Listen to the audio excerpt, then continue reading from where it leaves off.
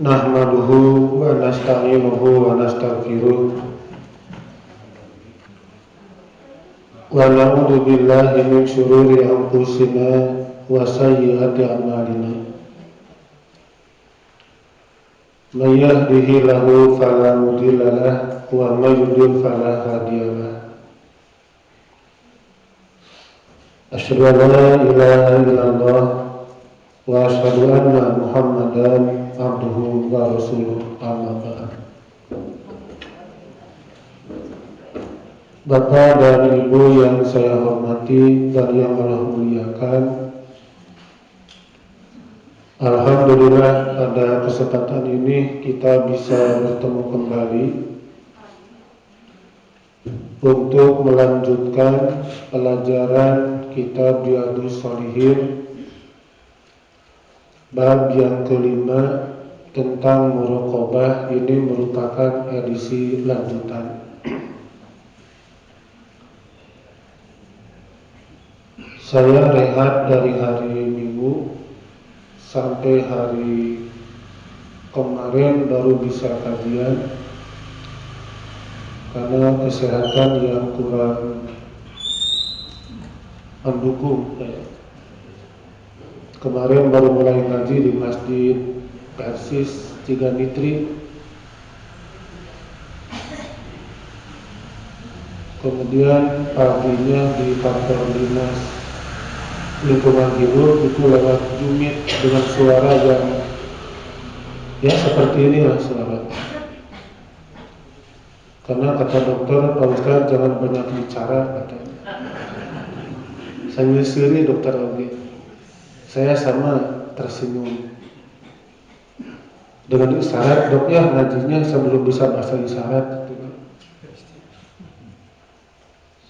Ini nanti kalau di sela-sela ngaji kena minum itu mohon dimaklumi Pak.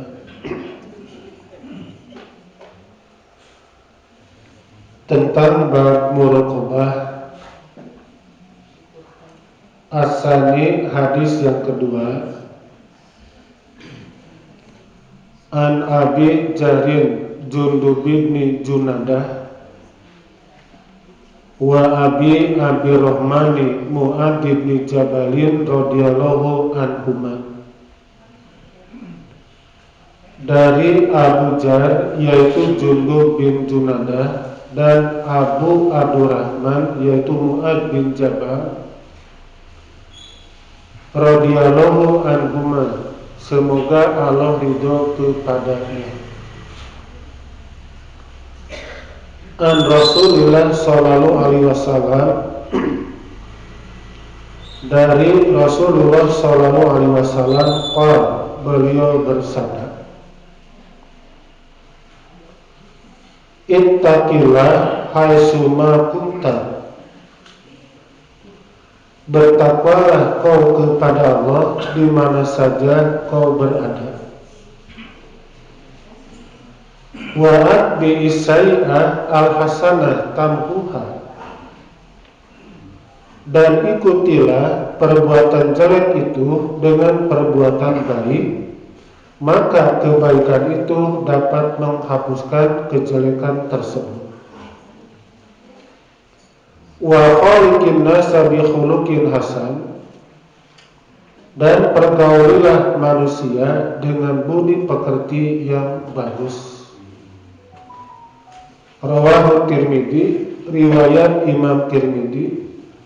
Wa qala, dan dia berkata, hadisun hasanun, ini adalah hadis hasan.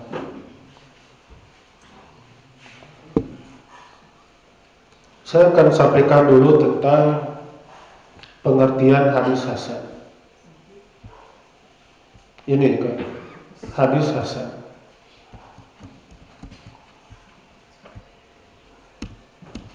Hadis jika dilihat dari sisi kualitas ada 4 macam ya. Yang pertama hadis sahih, kedua hasan, 3 dhaif, yang keempat maudhu. Nah, ini hadis Jika lihat dari sisi kualitas, ada 4 macam: sahih, hasan, dhaif, dan maudhu. Yang disebut sahih itu harus memiliki 5 syarat. Yang pertama, ittisalus sanad, sanadnya bersambung. Ini yang pertama. Yang kedua, rawinya kuat hafalan. Yang ketiga, rawinya adil. Yang keempat, tidak cacat. Yang kelima, tidak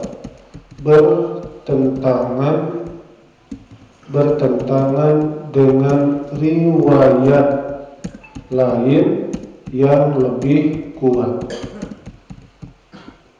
Nah ini Pak yang termasuk hadis sahih. Harus seperti ini. Kalau tidak itu sahihnya bohong. Harus seperti ini. Apa sanad? Sanad ialah rangkaian para perawi. Disebutnya sanad. Jadi dari Rasul kepada sahabat, sahabat kepada tabi'in terus sampai ke bawah. Itu namanya sanad atau rangkaian para perawi. Satuan rangkaian namanya rawi. Rawi ialah orang yang menerima dan menyampaikan isi berita dari gurunya dan disampaikan kepada muridnya. Itu merupakan rawi. Apa yang mereka sampaikan, isi berita atau matan disebutnya. Ya. Misal kita mendengar di Dayakolot ayat tabrakan, cek saha, cek si anu, cek saha, ningali langsung, itu namanya sanad itu. Itu namanya sanad. Apabila ada rawi yang mengatakan Rasul telah bersabda, cek saha eta teh. Meureun cenah. Nah, itu termasuk berita bohong seperti itu. Nah, maka itu sanad merupakan salah satu faedah yang penting kita pelajari, karena tanpa sanad tidak mungkin tahu mana sabda Nabi, mana bukan sabda Nabi. Di sini kalimatnya sanadnya bersambung.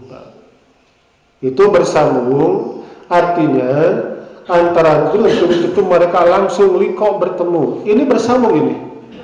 Bapak, Ibu langsung bertemu dengan saya. Ini namanya ini bersambung. Misalnya saya tidak ada, saya sudah wafat, Bapak Ibu menyampaikan ilmu dari saya kepada muridnya secara tatap muka, itu pun bersambung, berkesinambungan semuanya. Nah, jika dinyatakan ini sebagai contoh kasus, contoh kasus, Rasulullah Shallallahu Alaihi Wasallam menyampaikan kepada muridnya, statusnya sebagai sahabat, sahabat, mereka kepada muridnya sebagai tabi'i statusnya. Tabi'i kepada muridnya namanya itba'u tabi'i dan seterusnya. Tolong simak ini. Kita dari bawah sekarang. Itba'u tabi'i menerima dari gurunya. Siapa? Tabi'i. Ini gelar bukan nama orang. Tabi'i menerima dari gurunya, statusnya sebagai sahabat. Sahabat menerima dari gurunya, siapa? Rasulullah. Ini gambaran sanadnya bersambung. Banyak hadis yang gayanya begini, Pak. Tabi'i ini menerima dari Rasul. Itu mungkin enggak? Tidak mungkin. Kata tabi'i, saya mendengar Nabi bersabda, itu kan bohong itu. Harusnya kata tabi'i, saya menerima dari Rasul lewat sahabat, itu yang benar. Contoh tentang apabila membaca Quran tidak punya wudu, maka dia termasuk orang yang berdosa. Atau barang siapa yang akan membaca Quran, hendaklah dia berwudu. Itu hadisnya begini gambaran. Tapi yang berbicara dari Nabi, padahal dia tidak pernah sejaman dengan Nabi. Nah, kalau yang begini sebutnya sanadnya terputus. Terputus. Syarat yang kedua, rawinya kuat hafalan. Minimal harus hafal 300.000 hadis bersama orang-orangnya. Kemudian cek rawinya adil. Di sini adil bukan dalam ilmu hukum, bukan. Rawinya itu maksudnya rawinya muslim, balik, berakal sehat, tidak melaksanakan perbuatan dosa. Itu maksudnya rawinya adil. Kemudian D, tidak cacat, bukan cacat fisik tapi cacat perilaku. Kemudian E, tidak bertentangan dengan riwayat lain yang lebih kuat. Misalnya ada hadis yang menyatakan, barang siapa yang mati dan dia punya saum, maka walinya wajib saum untuknya. Itu hadisnya sahih, tapi bertentangan dengan Al-Quran, maka tidak bisa diterima untuk diamalkan. Nah, maka kalimat ini merupakan syarat hadis sahih. Nah, apabila poin B-nya, Pak, poin B-nya rawinya lemah hafalan, maka disebut hadis hasan gitu, ya. Ulangi lagi, Pak. Hadis sahih, hadis yang memiliki 5 syarat. Ini persyaratannya. Ini persyaratannya. Apabila poin B yang menyatakan rawinya kuat hafalan, beda dengan kalimat rawinya lemah hafalan, maka disebut hadis hasan. Itulah ya. Sakitu ya. Warag gitu banyak. Itu tentang ilmu hadis tadi. Segalanya juga ada ilmunya, Pak. Nah, sekarang kita lihat isi hadis hasan yang tadi. Kata bapak dan ibu, bisakah diamalkan? Bisa.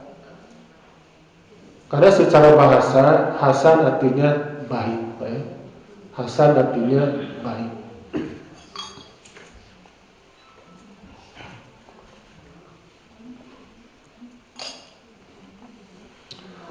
Sekarang matannya. Matan ialah isi berita.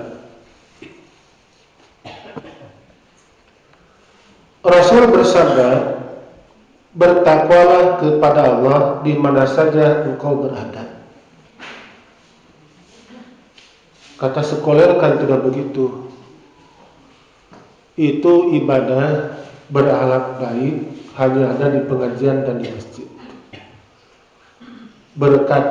Bertutur kata sopan dan santun itu hanya ada di masjid dan di pengajian. Di luar itu bagaimana kita saja.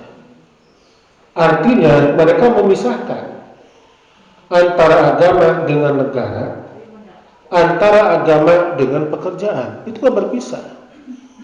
Dimanapun kita berada, kapanpun kita bekerja, harus melekat sifat muraqabah dalam diri kita.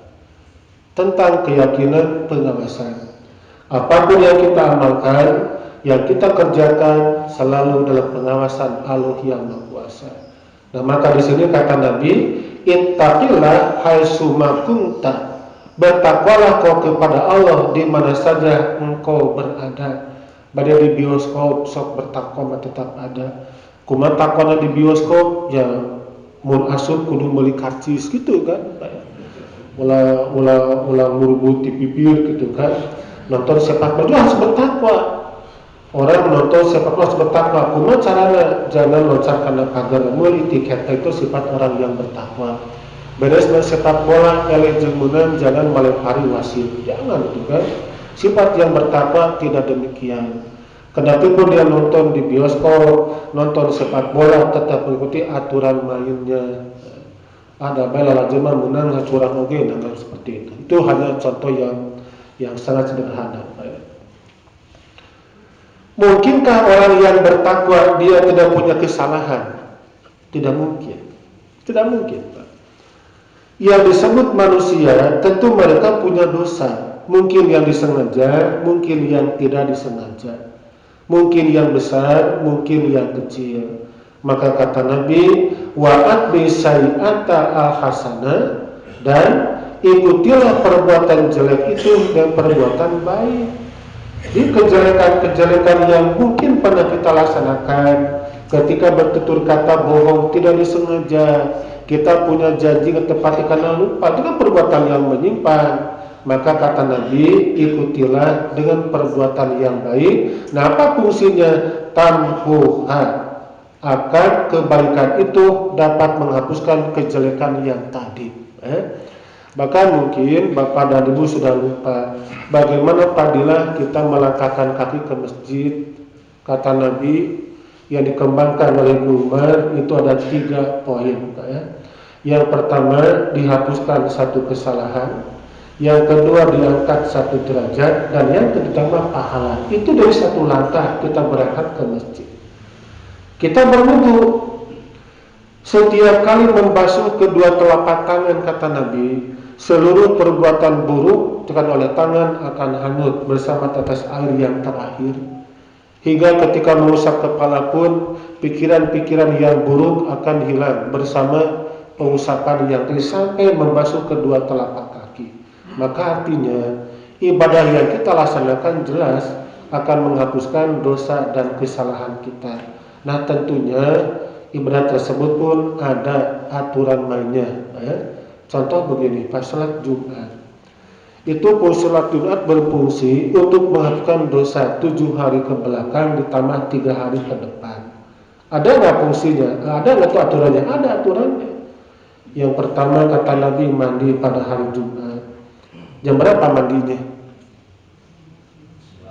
Ya?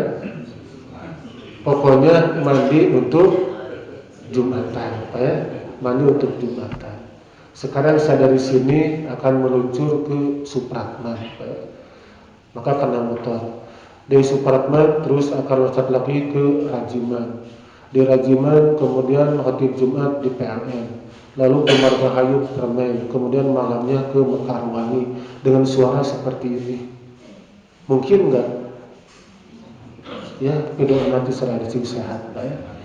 Nah, jadi itu mandinya berapa mandinya? Ya, saya mandi tadi mandi sekalian perjumahan gitu kan, Pak, ya, di paralel gitu, Pak. Nah, sebaiknya tidak begitu. Nah, itu mudah hese atau kumaha. Gitu kan. Nah, bagi Bapak yang punya kesempatan itu mandinya pukul 11.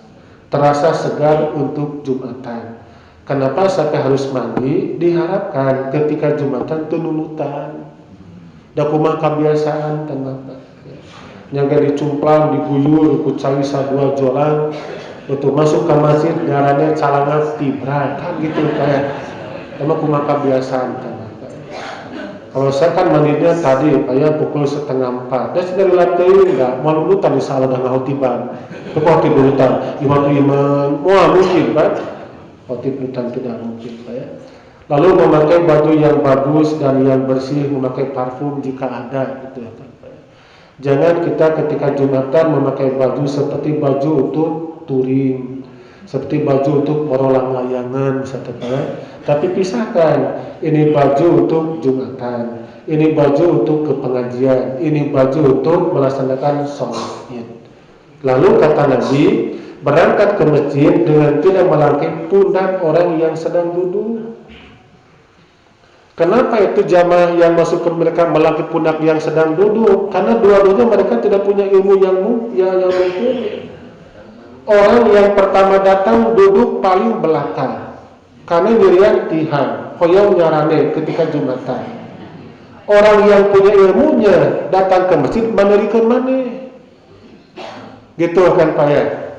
Orang yang pertama datang tidak mau duduk di depan, hoyong nyarane. Anu hoyong duduk di depan datangnya paneri.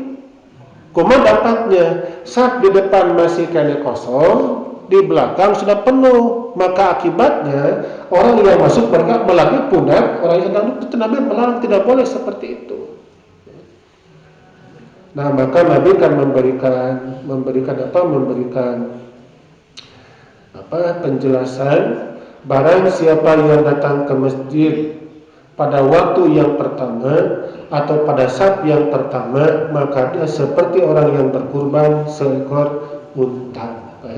Yang kedua sapi, yang ketiga kambing, anu kaopat hayam. Betul tuh hayam kata Nabi. Bolehkah kita berkurban dengan hayam? Tidak boleh. Berarti orang yang Jumatan di saat yang keempat itu diragukan kita pahalanya. Yang kelima, nog sok nog sakonten dikorbankan, pada kan jadi kurban itu kan kayak. Nah, itu merupakan aturan main di seluruh ibadah yang kita kerjakan, cocok dengan aturan main, pasti akan menghapuskan dosa dan kesalahan kita. Ittaqillah haitsu ma kunta wa bisai'ah al-hasanah tamhuha. Bertakwalah kepada Allah di mana saja engkau berada, dan ikutilah perbuatan jelek itu dengan perbuatan baik, maka kebaikan itu dapat menghapuskan kejelekan tadi. Kemudian untuk mendidik diri kita, wa khaliqin nasa bi khuluqin hasanin, dan pergaulilah para manusia dengan budi pekerti yang bagus. Kalau kita ingin tahu siapa kita, bagaimana hal kita, maka pelajarilah siapa orang yang dijadikan sebagai sahabat kita. Itulah cerminan kita. Karena tidak mungkin hayam bergaul dengan carih, tidak mungkin. Hayam ulina jeung hayam, carih jeung carih. Orang yang beriman tidak mungkin mereka akrab dengan koruptor, tidak mungkin. Koruptor tidak mungkin akrab dengan penceramah. Kalau penceramahnya orang yang beriman dan bertakwa, kan gitu, Pak ya. Jadi di sini kalimat perintah wa khaliqin nasa bi khuluqin hasanin, dan pergaulilah para manusia dengan budi pekerti yang bagus. Berarti dari kita pun harus sama, punya alat yang bagus. Karena pergaulan akan mencerminkan tentang perilaku seseorang. Dalam hadis yang lain Nabi bersabda begini, Al-jaru qoblada warfi qoblat torik. Perhatikanlah tetangga sebelum kamu mendirikan rumah, dan perhatikanlah orang atau teman sebelum kamu berangkat. Ulah keding saya ini tante. Karena teman akan mampu memberikan tabiat kepada kita baik atau buruk. Ya. Memang terkadang kan orang suka melihat dengan kebiasaan sehari-hari. Misalnya dikisahkan ada dua orang manusia, dia bertemu pukul 3 dini hari. A, dia merencanakan saya akan tahajud di Tajuk. Tahu tak Tajuk? Apa Tajuk teh? Masjid Alim. Saya akan berangkat ke Tajuk untuk tahajud di Tajuk. Kemudian nanti sekalian ada jeung orang ini teh. Kemudian si B keluar pukul 3 dini hari dengan niat rek nyongkel jendela imah batu. Sama jamnya jam 3, niat yang berbeda. Kebiasaan orang menyangka orang bergantung perilakunya masing-masing. Cek A teh kepada B, cek saha si B bangsa, geuningan sareng jeung kuring rek ibadah, rek tahajud. Itu berbaik sangka. Kata B kepada A, cek saha si A ahli soal ibadah, kelihatannya sama. Keluar pukul 3 ingin mencongkel jendela orang lain. Nah, jadi pada hakikatnya itu sangkaan yang baik dan yang bergantung kebiasaan kita sehari-hari. Maka di sini tentu orang yang beriman selalu berbaik sangka kepada orang lain. Kita bersahabat dengan siapa? Dengan siapa A itu? Kalau dia termasuk orang yang baik, maka kita pergaulan dia merupakan sahabat kita yang sebenarnya. Karena kata Nabi juga, nanti kamu dalam surga bersama orang-orang yang kamu cintai.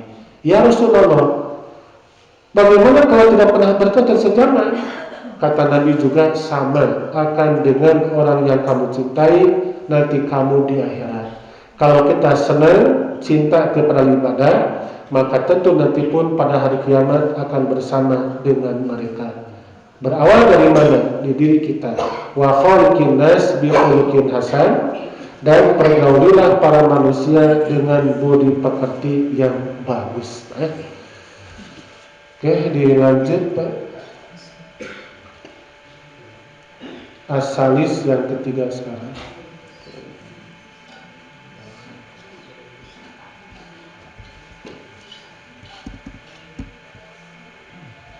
An Ibnu Abbasin, dari Ibnu Abbas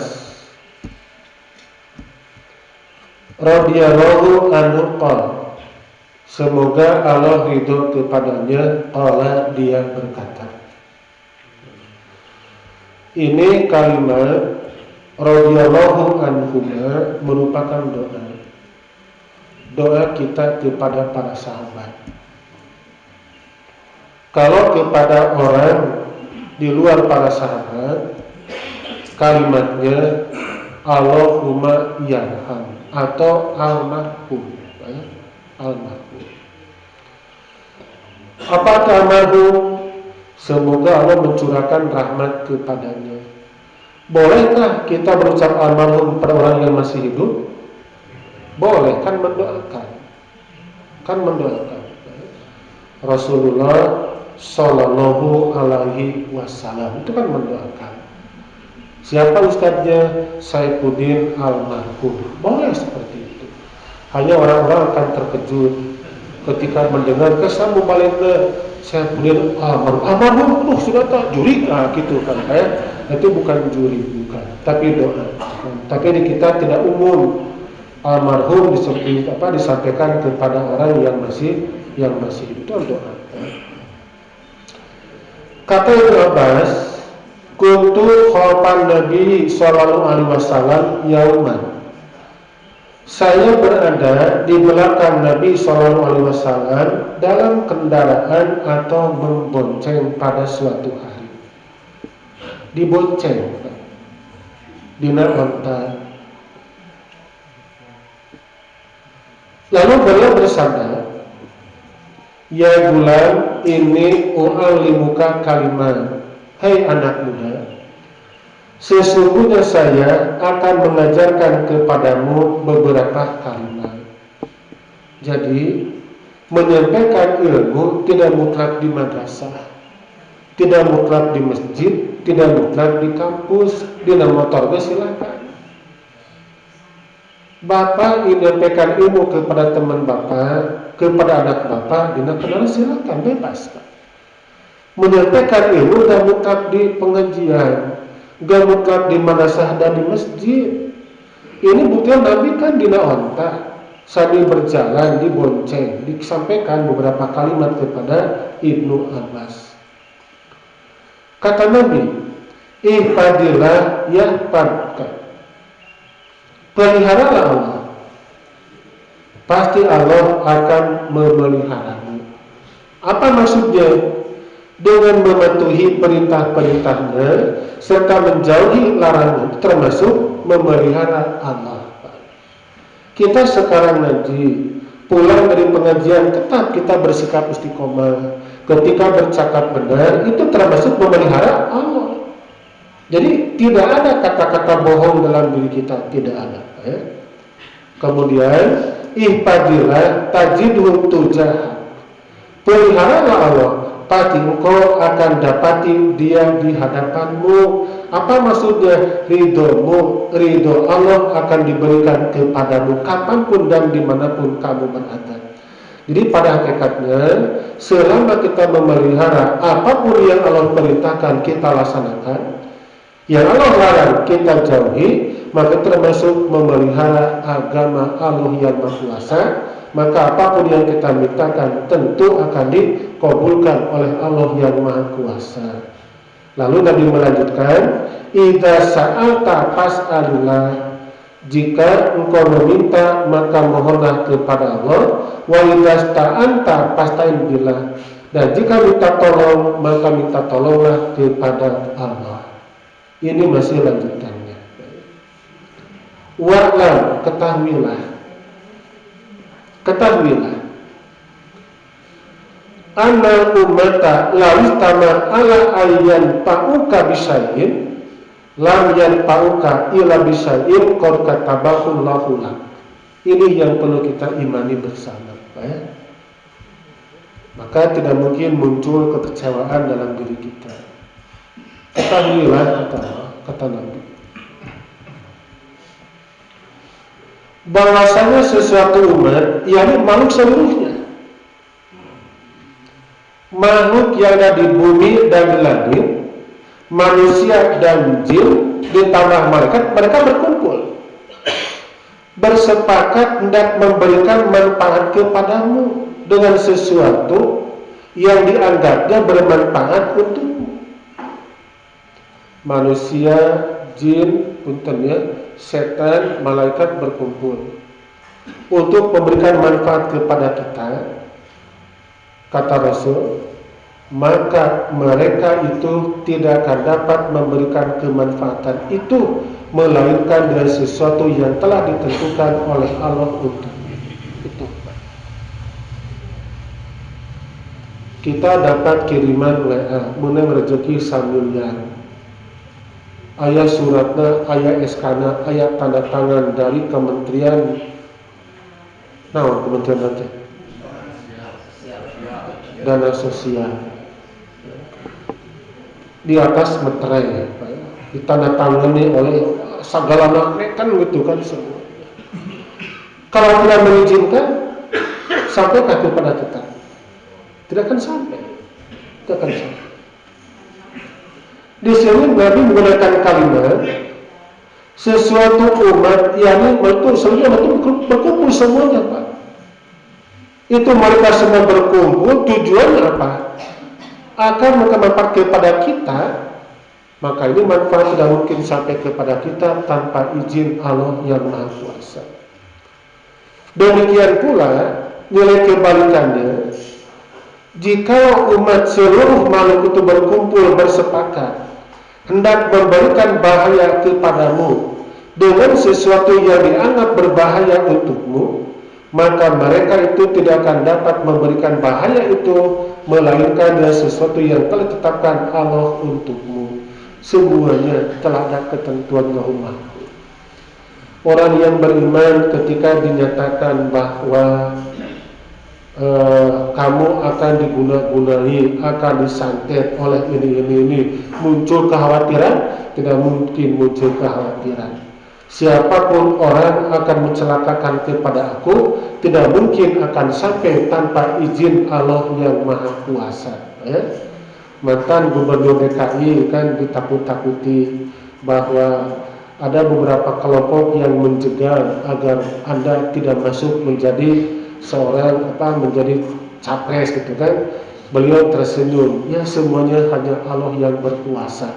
Mereka berencana, Allah juga punya rencana, dan Allah sebaik-baik yang punya rencana. Itu kan hebat omongan seperti itu, ya. Nah, itu mereka punya rencana. Kata siapa? Kata Allah kan? Wa makaru, mereka punya rencana. Wa makarallah, Allah juga sama punya rencana. Tapi ingat, rencana Allah lebih baik dibandingkan dengan rencana manusia, ya. Jadi kalau kita mendengar ada ini membawakan kepada kita, maka orang yang beriman tetapi akan muraqabah, yakin Allah akan mengawasinya. Lalu pena telah diangkat, maksudnya ketentuan-ketentuan telah ditetapkan. Pena telah diangkat, ketentuan telah ditetapkan, dan lembaran-lembaran kertas telah kering. Maksudnya catatan-catatan di lauh mahfuz sudah tidak dapat diubah lagi. Telah ditentukan untuk segala-galanya. Diriwayatkan oleh Imam Tirmidzi dan ia mengatakan bahwa ini adalah hadis hasan sahih. Ini hasan sahih, sahih dalam pengertian orang-orangnya bisa ulangi. Hasan dalam pengertian di antara para perawinya ada orang yang lemah hafalan. Kemudian sahih artinya isi beritanya bisa diterima. Maka muncul sebutan hadis hasan sahih.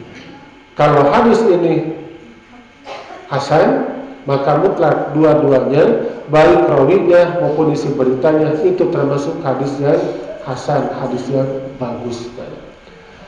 Ya, Bapak dan Ibu yang saya hormati dan yang Allah muliakan, untuk sementara dicukupkan sampai di sini,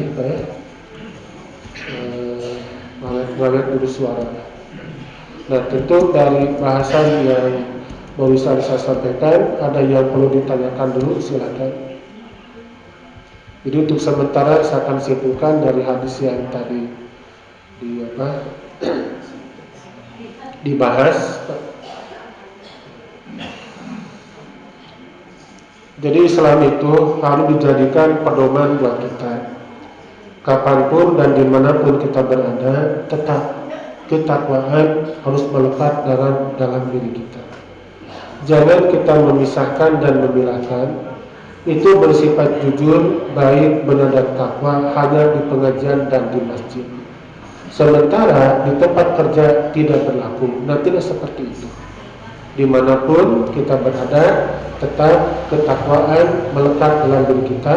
Muraqabah tetap kita pertahankan sampai kita menghadap kepada Sang Pencipta. Itu yang merupakan kesimpulan dari dua hadis yang tadi saya sampaikan. Nah, sebelum diakhiri ada pertanyaan, silakan kalau ada. Ya. Itu yang tadi ikutilah perbuatan jelek dengan perbuatan baik. Mungkin kalau para pejabat mengkaji ini bisa saja perbuatan jelek mereka korupsi, kemudian dia sedekah gimana?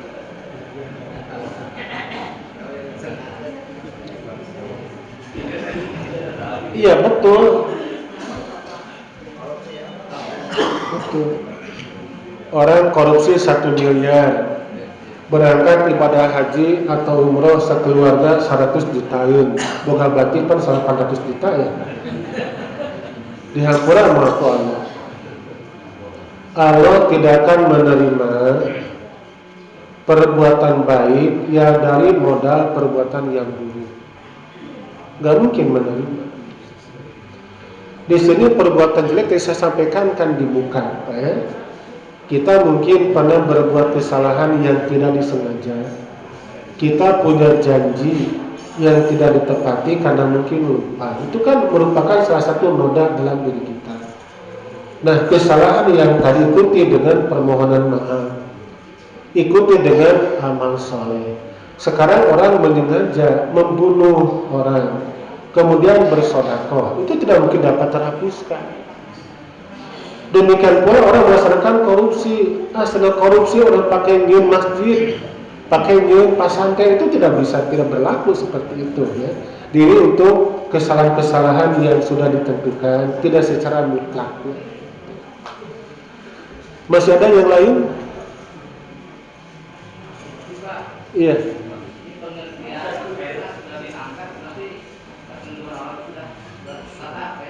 Iya. Apakah ada kaitannya dengan takdir atau maksudnya ikhtiar manusia akan bisa berubah lagi merubah takdir pengertian kaitan yang bagaimana? Iya. Oleh karenanya ya.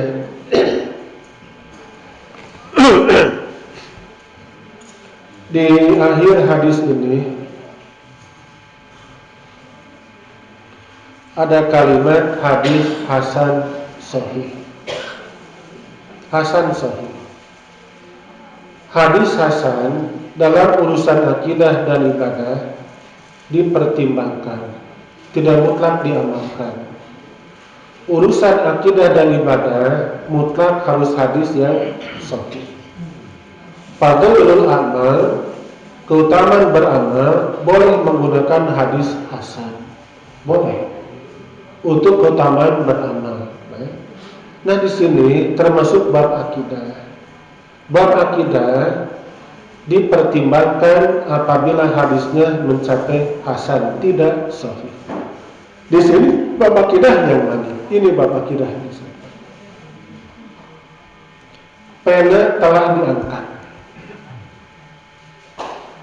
Maksudnya ketentuan-ketentuan telah ditetapkan dan lembaran-lembaran kertas telah kering. Maksudnya catatan-catatan lauh mahfuz sudah tidak dapat diubah lagi. Apakah termasuk kalimat yang mutlak? Kalau ini kalimat yang mutlak, untuk apa kita berdoa? Ud'uni astajib lakum. Ini firman Allah. A'udzubillahi minasyaitonirrajim. Wa idza sa'alaka ibadi ani fa ini qarib ujibu da'watan da'i idza da'an. Itu yang pertama. Yang kedua, ud'uni astajib lakum. Mintalah kau kepadaku, pasti apapun yang kau minta akan ku kabulkan. Orang memohon kepada Allah, tentu memohonkan dia orang yang baik, ingin menjadi lebih baik lagi. Sementara maupun ini orang nilainya misalnya seperti itu. Dan mohon kepada misalnya berubah. Kata ayat yang tadi, silakan minta kepadaku. Kata hadis ini tidak mungkin terjadi. Itu kan? Berarti terjadi ta'arud, pertentangan.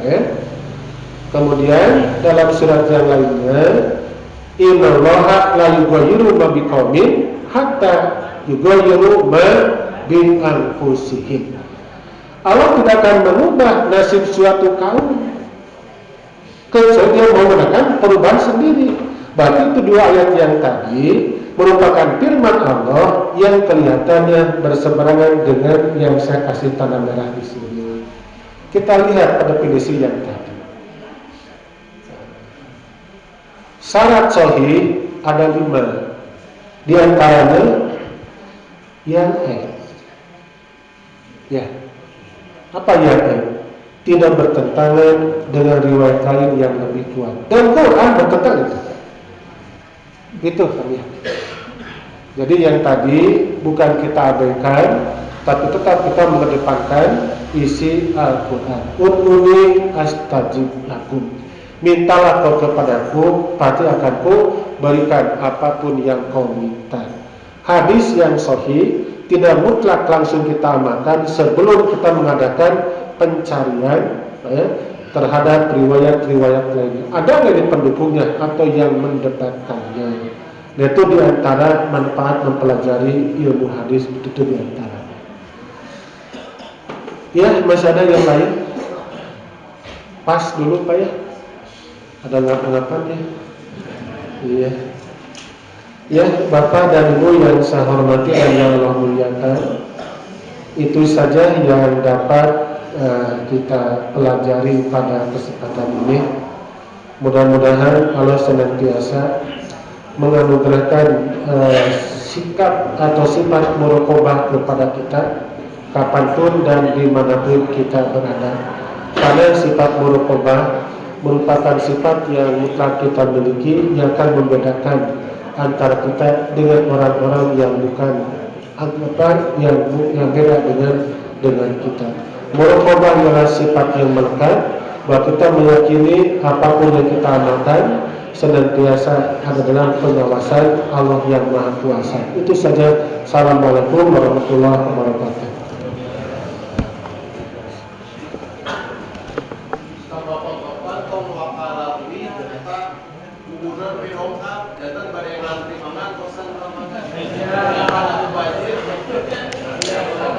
Mohon terlebar bubur sedang tersamila.